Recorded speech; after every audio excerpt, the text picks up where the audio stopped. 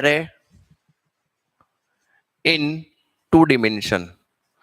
तो कोई ने मुझे कमेंट किया था, सर एरे इन 1 डिमेंशन में काफी सारे प्रोग्राम जो है वो जो पूछे जाते हैं वो रिमेनिंग है, बट वो थोड़े एडवांस लेवल के हैं। तो पहले हमने पापा पगली करना स्टार्ट किया है एरे में। तो पापा पगली यानी जो सिंपल लेवल के जो प्रोग्राम रहते हैं, जो पहले आप सीखो, अपने आप बनाओ, प्रोग्राम लिखो, यानी प्रैक्टिस करो और आउटपुट लेके आओ। फिर हम वो जो हैवी लेवल के हैं, असेंडिंग है, डिसेंडिंग है, शॉर्टिंग के प्रॉब्लम्स है, वो हम इसके बाद पढ़ने वाले हैं। ठीक है, तो पहले हम यहाँ पर एरे इन 2 डिमेंशन की बात करेंगे। तो पहले वेरिएबल, पहले मैंने पढ़ाया कि सिंपल वेरिएबल क्या होता है और एरे वेरिएबल क्या होता है, तो उसके बारे में एक बार देख लेते। तो सिंपल वेरिएबल क्या होता है और एरे वेरिएबल क्या होता है। तो सिंपल वेरिएबल यानी store a value, value store करता है, store a value in, store a value in single variable. यहां पर हम लिखेंगे सिंगल वैल्यू। क्या लिखेंगे? Single value. Store a single value in a single variable at a time, यानी एक समय पे एक वेरिएबल में एक ही वैल्यू स्टोर करता है, तो वो सिंपल वेरिएबल है। एरे वेरिएबल क्या है? Store a multiple value in a single variable at a time, यानी इसका मतलब एक ही समय पे एक ही वेरिएबल में यदि मल्टीपल वैल्यू स्टोर की जाए तो उसको बोलते हैं एरे वेरिएबल। दोनों में फर्क देखिएगा, दोनों में फर्क देखिएगा, क्या फर्क है दोनों में। ठीक है, वेरिएबल किसे कहते हैं और एरे वेरिएबल किसे कहते हैं, वो फर्क है। इसके बाद हम एरे इन 2 डिमेंशन में आगे बढ़ते, तो उसको सिंटेक्सली कैसे लिखा जाता है, सिंटेक्स कैसी होती है। तो सिंटेक्स कुछ इस प्रकार से होती है। देखिए, पहले हमें डिसाइड करना पड़ता है डेटा टाइप, कौन सा डेटा टाइप लेंगे। उसके बाद एरे वेरिएबल का नाम, एरे वेरिएबल जो लेने वाले हैं उसका नाम डिसाइड करिए। उसके बाद आपको यहां पर लिखने हैं रो साइज, और इसके बाद लिखना है यहां पर कॉलम साइज। तो कौन सा डेटा, यानी किस प्रकार का डेटा जो है वो 2 डिमेंशन एरे में फिट होता है। तो हमने सेमेस्टर 1 में मैथमेटिक्स में मैट्रिसेस पढ़ा है या फिर डिटर्मिनेट्स पढ़ा है। चलो डिटर्मिनेट्स की बात करते हैं। तो कुछ इस प्रकार से डिटर्मिनेट दिया है, 4 2 3 1 3 7 5 2 7, वट एवर डेटा दिया है आपको। तो आप देखिए इस डिटर्मिनेट या फिर मैट्रिसेस को हम 3x3 मैट्रिसेस बोलेंगे। कितनी रो है? 3 रो है, यानी 0th रो, फर्स्ट रो, सेकेंड रो। इसके बाद कितने कॉलम है? 3 कॉलम है, 0th column, first column, second column. चलो अब सही से चल रहा है? ऑनलाइन वाले बच्चों सब सही से चल रहा है? बताइए, समझ में आ रहा है? यस और नो?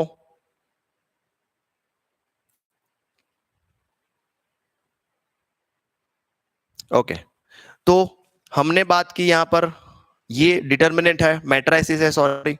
तो मैट्रिक्स यदि आपको दिया है 3x3, यदि ऐसा मैट्रिक्स आपको एंटर करना है, इनपुट करना है, ओके, इनपुट यानी आपको बोला एंटर एनी 3x3 मैट्रिक्स, ऐसा प्रोग्राम पूछा जाता है। एंटर, ऐसा पूछा जाता है, enter any 3x3 matrix.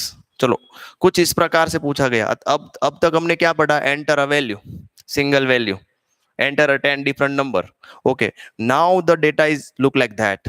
Enter any 3x3 matrix या फिर enter any 2x2 matrix, ऐसा भी पूछ सकते हैं, कुछ भी पूछ सकते हैं। enter any 3x2 matrix, enter any 3x3 matrix, कुछ भी पूछ सकते हैं। तो इसको कैसे सॉल्व किया जाए, इसको कैसे सॉल्व किया जाए या फिर कैसे, चलो यहां पर हम एग्जांपल देखते हैं। अभी देखिए data type, all the data, I think मुझे इंटीजर लग रहा है, तो हम इंटीजर लेंगे। चलो ठीक है sir. Area variable, area variable आप वेरिएबल के अकॉर्डिंग कि भाई नंबर से नहीं स्टार्ट होना चाहिए, स्पेस नहीं आनी चाहिए, या फिर सी लैंग्वेज के जो ओवन कीवर्ड है उसको नहीं यूज करना है। आप ये ले लो भाई, माथाकुट मुकी है। ए, इसके बाद आपको फिर लिखना है रो साइज। तो आप देखिए कितनी रो है, 1 2 3, यस, तो 3 लिख लीजिए। इसके बाद कॉलम देखिए 1 2 3, तो 3 कॉलम है, वह खत्म हो गया। इतना, जितना बड़ा सिंटेक्स है उतना ही छोटा एग्जाम्पल है। जितना बड़ा सिंटेक्स है, देखिए सिंटेक्स बड़ा है, ओके, एग्जाम्पल उतना ही छोटा है। चलो इसको एक्सप्लेन करते हैं कि कहां पर कौन सा डेटा स्टोर हुआ होगा। चलो देखते हैं यहां पर। तो ये जो है इसको हम एक्सपांड करते हैं। इसमें 0 से स्टार्ट होगा 01, फिर इसमें होगा 02, इसमें होगा 03। चलो सॉरी, यहाँ पर 0 से स्टार्ट होगा 012। कैसे पता करेंगे? तो कि 0 के साथ 012, 1 के साथ 012, 2 के साथ 012, समझ में आया कि नहीं? 0 0 1 1 2 2, तो टोटल 9 एलिमेंट इसमें हम स्टोर कर सकते हैं। 3 मल्टीप्लाई 3, मल्टीप्लाई करिए, 3 multiply 3, how many element store in that group? 9 element. तो यहां पर हम लिखेंगे ए, 0 खत्म हो गया, फिर 1 की बारी, 1 के साथ 0, फिर 1 के साथ 1, फिर 1 के साथ 2। चलो और 3 लिखने बाकी है, नहीं लिख रहा हूं, आप समझ गए होंगे। कोई बता सकता है? कमेंट में आंसर दीजिए।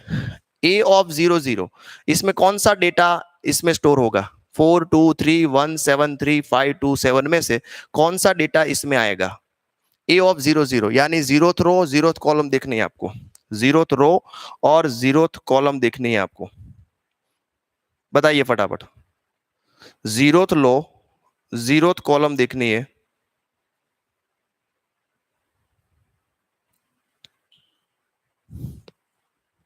सही हो, कौन सा आएगा? 0th लो 0th कॉलम 4, वेरी गुड।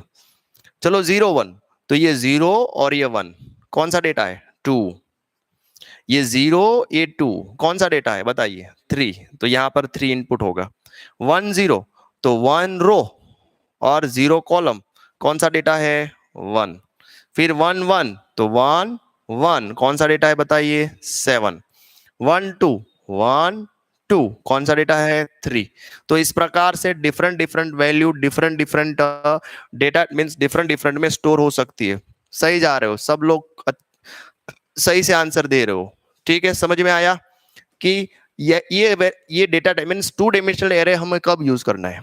जब भी ऐसा कोई मैट्रिक्स जिसमें रो भी होती है कॉलम भी होते हैं, ऐसे मैट्रिक्स यदि हमें इनपुट करने हैं तभी हमें ये 2 डायमेंशनल एरे की जरूरत पड़ती है खास करके, ठीक है। आगे बढ़ते हैं, स्क्रीनशॉट ले लो फटाफट इसका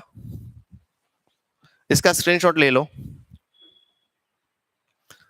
इसमें और 3 बाकी है, चलो स्क्रीनशॉट बाद में लेना, 3 लिख भी देता हूं। 2 के साथ वापस 0, 2 के साथ 1, 2 के साथ 2।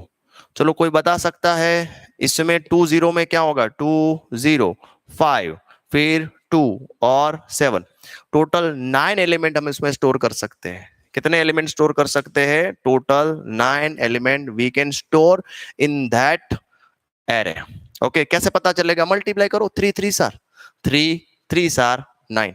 चलो अभी हम देखते हैं इसको इनपुट कैसे किया जाए। स्क्रीनशॉट ले लो फटाफट से। चलो ले लिया, गुड। इसको इनपुट कैसे किया जाए? लेट वी सी, ध्यान से देखिएगा इसको इनपुट कैसे करेंगे।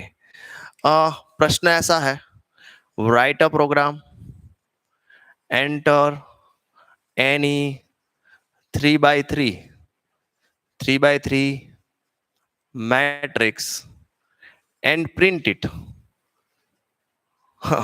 कुछ नहीं करना है, 3x3 को एंटर करिए और वापस प्रिंट करिए, कोई लॉजिक नहीं है, there is no any logic, you have just enter a matrix and print. Let we see, first of all write down hash include stdio.h, then write down hash include conio.h। इसके बाद हम लिखेंगे void main open braces, यहां पर हम लिखेंगे। अभी एक बात ध्यान रखिए, 2 डायमेंशन एरे था जब, सॉरी 1 डायमेंशन एरे था तब हमने एक लूप ली थी आई वाली, आपको याद होगी। बट याद रखिए whenever we take a two dimension array, whenever we take a two dimension array, आपको ऑलवेज लेना पड़ेगा नेस्टेड लूप, यानी नेस्टेड लूप आई के अंदर जे, आई के अंदर क्या लेना पड़ेगा, J. Always whenever you take a two dimensional array and you have to enter a matrices whatever it is determinate, you have to take a nested loop, पहले आई इसके बाद जे। जैसे हमने लिया था ट्रायंगल में, तो ट्रायंगल में जैसे हम दो लूप लेते हैं, okay yes, pattern loop, yes. तो जैसे हम दो लूप लेते हैं वैसे ही हमें यहाँ पर दो दो लूप लेनी पड़ेगी, आई और जे। चलो देखते हैं कैसे। तो यहाँ पर कुछ नहीं है, ऐसे 3x3 मैट्रिक्स का प्रॉब्लम में दो वेरिएबल तो आते ही है, कौन कौन से, आई और जे। दूसरे आए ना आए, ये दोनों तो रहते ही है। क्यों? तो कि एंटर करने के लिए हमें नेस्टेड लूप तो लेनी ही है। नेस्टेड लूप में एक आई और एक जे। क्यों? तो कि आई रो दर्शाता है और जे कॉलम दर्शाता है। चलो आगे बढ़ते हैं।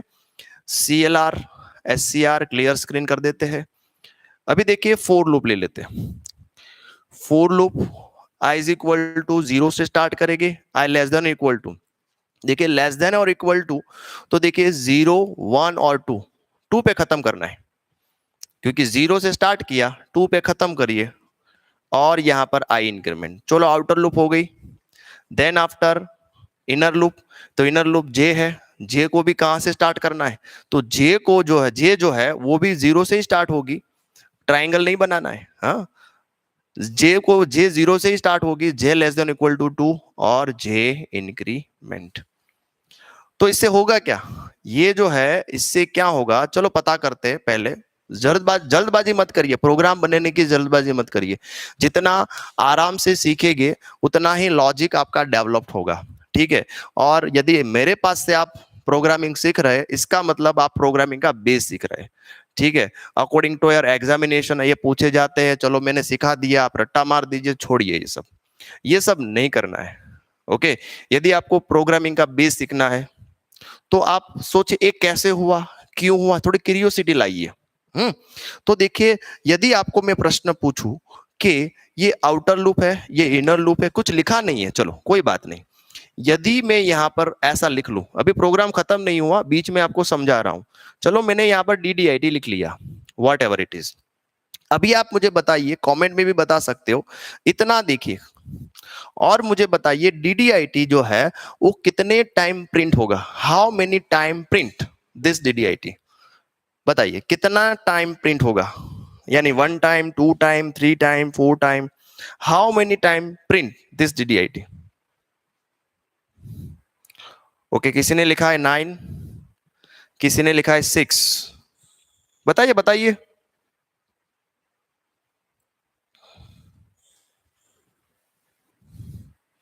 Four time, okay.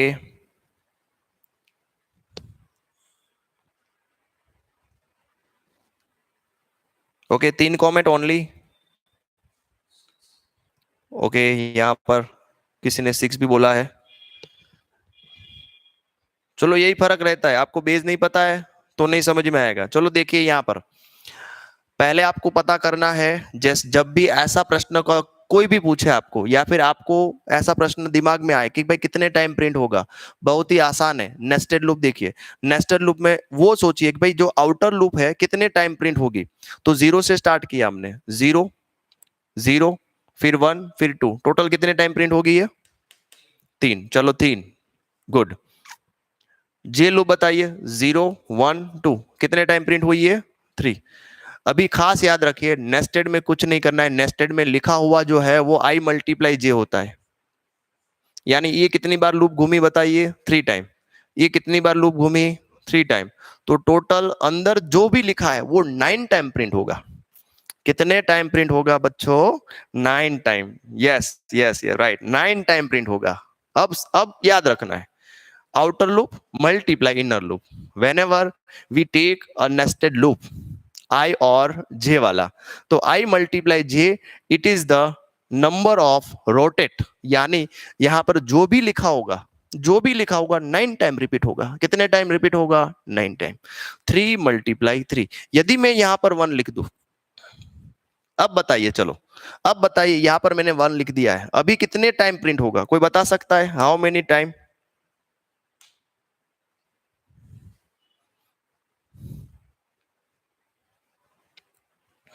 बता सकता है, बताइए।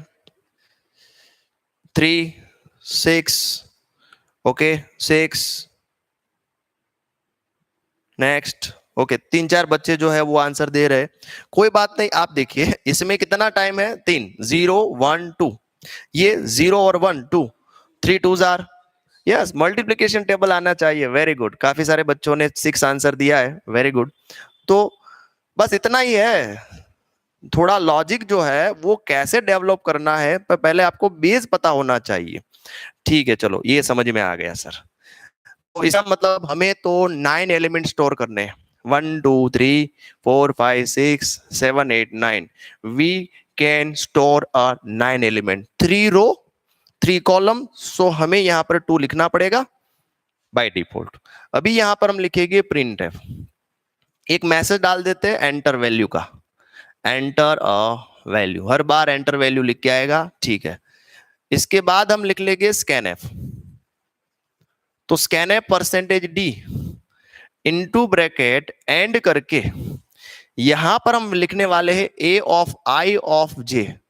चलो इसका थोड़ा सॉल्व कर लेते हैं, ये क्या है, तो ए ऑफ आई ऑफ जे, तो जब पहली बार लूप घूमेगी तब आई में वैल्यू होगी 0, जब 0 होगी तब ये कितनी बार लूप घूमेगी, 3 टाइम, यानी 0 के साथ 1, 0 के साथ 2, 0 के साथ 3। तो आप देखिए कुछ इस प्रकार से जैसे जैसे आप वैल्यू एंटर करते जाएंगे, मान लीजिए आपने 1 सॉरी यहां पर 1 एंटर किया, यहां पर 2 एंटर किया, यहां पर 3 एंटर किया, वो ऐसे ऐसे इसमें डेटा स्टोर होता जाएगा। ये लूप खत्म हो गई, फिर बाद में यहां पर आएगा, तो आई की वैल्यू अभी हो गई 1, तो आई की वैल्यू 1 हो गई, तो 1 के बाद आई 1 ही रहेगा, जे कितनी बार घूमेगा, 3 बार, 1 2 3, आई की वैल्यू 1 ही रहेगी। जब तक ये लूप खत्म नहीं होती आई की वैल्यू चेंज नहीं होती है, जब तक ये लूप खत्म नहीं होती है 3 बार आई की वैल्यू कांस्टेंट रहती है। देखिए ड्राई रन के दिखा रहा हूं मैं आपको, तो इसका मतलब इसमें कौन सी वैल्यू आएगी, सेकंड रो की, 4 5 6, जैसे जैसे आप एंटर करते जाओगे वैसे वैसे इसमें डेटा स्टोर होते जाएगा। इस प्रकार से आप 9 वैल्यू एंटर करोगे, इस प्रकार से इसमें टोटल डेटा जो है वो स्टोर हो जाएगा। यहां पर आपको फोर लूप जो है वो खत्म करनी है। चलो तो ये हो गया एंटर, तो ये लॉजिक हो गया, this is the logic for enter any matrix. यदि आपको मैट्रिक्स को एंटर करना है तो ये लॉजिक है, this is the logic. Now you understand, ये सिंपल सा लॉजिक है, how to enter a matrix, how to enter a matrix.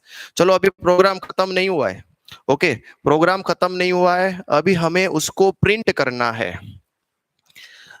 तो बहुत ही आसान, जैसे एंटर करवाया है वैसे ही प्रिंट करना पड़ेगा नेस्टेड लूप से। देखिए पूरा, यदि आप प्रिंट एफ करते कैसे हो सर, ऐसे प्रिंट एफ करते हैं, print F percentage D comma करके ए ऑफ आई ऑफ जे, ऐसे ही प्रिंट करते हो ना, ओके। बट ये डायरेक्टली वर्कआउट नहीं करेगा क्योंकि यहाँ पर आई और जे है। यदि आपने यहाँ पर लिखा 0 0, सिंपल से एक लाइन लिखी, तो इसका मतलब यहाँ पर प्रिंट क्या होगा, 0 0 में क्या है, 0 0 लिया ही नहीं हमने, हमें यहाँ पर 0 लेना था, तो 0 0 में क्या है, तो सिंपल इसका डेटा प्रिंट क्या होगा, ओनली 1 प्रिंट करके देगा। क्या प्रिंट करके देगा, 1। यदि आपने यहां पर ले लिया 2 3 सॉरी 2 1, कौन सा डेटा प्रिंट होगा बताइए, 2 1 में, तो यहां पर लिखा नहीं है, वैसे थोड़ा डेटा चेंज कर लेते, 1 1, यदि 1 1 लिखा है आपने तो कौन सा डेटा प्रिंट होगा, 5।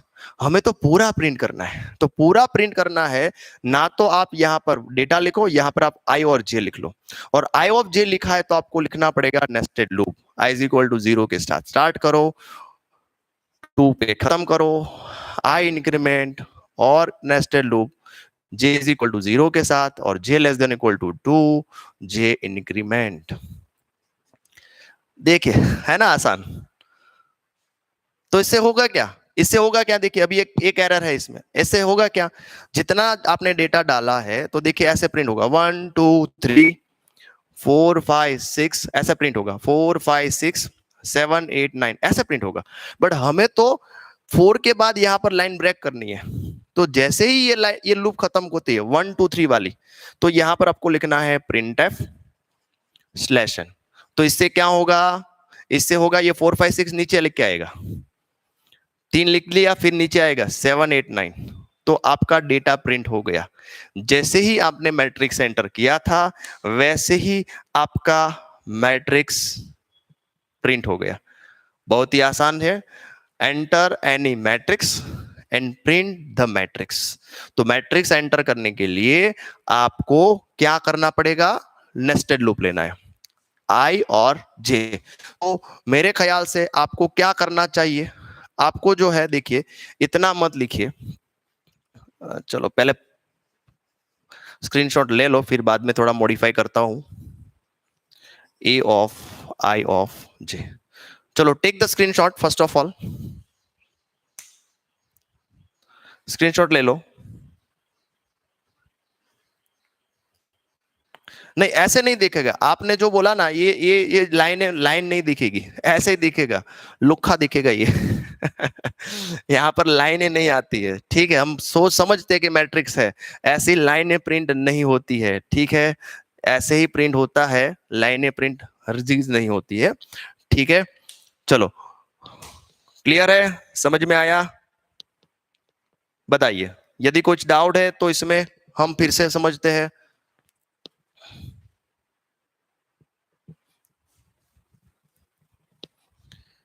गुड। तो अभी whenever you have to enter a matrix, तो आपको याद क्या रखना है, कितने याद रखना है, देखिए फॉर लूप, इसमें इंक्रीमेंट और डिक्रीमेंट कुछ याद नहीं करना, all that increment I is equal to 0 से स्टार्ट करो। कितने कॉलम और कितने रो दिए, सपोज आपको 2 by 2 मैट्रिक्स एंटर करना है, तो 0 लेंगे और 2 नहीं लेंगे, 0 और 1 तक ही घुमाना है, आई इंक्रीमेंट। इसके बाद 4, इसके बाद अगेन 4 लिखिए, और कितना है कॉलम 2, तो j इज इक्वल टू 0 के साथ स्टार्ट करिए, 0 और 1 यानी लेस देन इक्वल टू 1 लिख लीजिए, j इंक्रीमेंट लिख लीजिए। अभी जो डेटा आपको यहां पर लिखना है वो लिख सकते हैं, और ये खत्म। इतना डेटा आपको 5 टाइम्स 10 टाइम्स लिख के मेमोराइज करना पड़ेगा। एक बार समझ लिया, हाँ सर समझ लिया, बट इसको याद रखना पड़ेगा। व्हेनेवर यू राइट, आपको बुक में से देख देख के नहीं लिखना है, तो इसको मेमोराइज करना पड़ेगा। मेमोराइज करने के लिए क्या करना है, 5 टाइम लिख लो, इसको जो है वही 5 टाइम लिख लो। प्रिंट में परसेंटेज डी क्यों लिया है, तो परसेंटेज डी तो लेना पड़ेगा ना, इसकी वैल्यू जो है यहां पर प्रिंट होगी, प्रिंटएफ जो है इसकी वैल्यू यहां पर प्रिंट होगी। चलो समझ में आया मनीष? चलो मैं प्रिंटएफ की सिंटेक्स बता देता हूं। There are two types of printf, there are two types of printf. तो एक ओनली मैसेज प्रिंट करने के लिए, ओके, एक ओनली मैसेज प्रिंट करने के लिए ऐसे लिखा प्रिंटएफ एंटर अ वैल्यू, या फिर आप ऐसे भी लिख सकते हो यू आर वेरी ब्यूटीफुल, जैसा मैसेज, ओके। और दूसरा मैसेज है वैल्यू को प्रिंट करने के लिए, वैल्यू को प्रिंट करने के लिए भी प्रिंटएफ यूज होता है। वैसे प्रिंटएफ, अभी देखिए मान लीजिए हमारे पास सम नाम का वेरिएबल है, उसमें 20 डेटा है, हमें उसको प्रिंट करना है, तो वो सम नाम का वेरिएबल जो है वो इंटीजर टाइप का है, तो हमें पहले लिखना पड़ेगा sum is equal to percentage D inverted comma over, और यहां पर लिखे एंड नहीं लिखना है। तो सम की जो सम वेरिएबल जो है उसमें जो डेटा है वो यहां पर रिप्रेजेंट होगा। इसका आउटपुट कैसा मिलेगा, पहले सम इज इक्वल टू लिख के आएगा, और सम में कौन सा डेटा है 20, तो 20 ऐसा आपको आउटपुट मिलेगा। ठीक है, समझ में आया? ओके, स्लैश एंड क्यों लगाया, वेरी गुड, प्रश्न पूछते रहिए। यदि आपको कुछ भी समझ में नहीं आता, मैं आपको सभी प्रश्नों का जवाब दूंगा। स्लैश एंड क्यों लगाया, चलो समझते हैं। बहुत आसान सा मींस अच्छा प्रश्न पूछा। स्लैश एंड नहीं लगाते तो क्या होता, देखते हैं। तो अभी देखिए स्लैश एन नहीं लगाते तो उसका प्रिंट आउट कैसे होता? यदि इसमें डेटा ऐसा है 1 2 3 4 5 6 7 8 9 ऐसा हमने डेटा एंटर किया था, ओके, तो प्रिंट कैसा होगा? देखिए 1 2 3 यानी ये लूप घूमेगी 1 2 3। अभी स्लैश एन नहीं है तो उसके बाजू में लिखेगा 4 5 6, उसके बाजू में लिख के आएगा 7 8 9, बाजू बाजू में लिखेगा। यदि आपने स्लैश एन नहीं किया प्रोग्राम में एरर नहीं आएगी, बट हमें तो ऐसा लिखना है, तो इसका मतलब इतना लिखने के बाद हमें स्लैश एन करना है। स्लैश एन का मतलब है न्यू लाइन कैरेक्टर, तो यहां पर आपको लिखना है प्रिंट एफ। अभी देखिए कुछ लोग ऐसे स्लैश एन करते हैं, गलत है।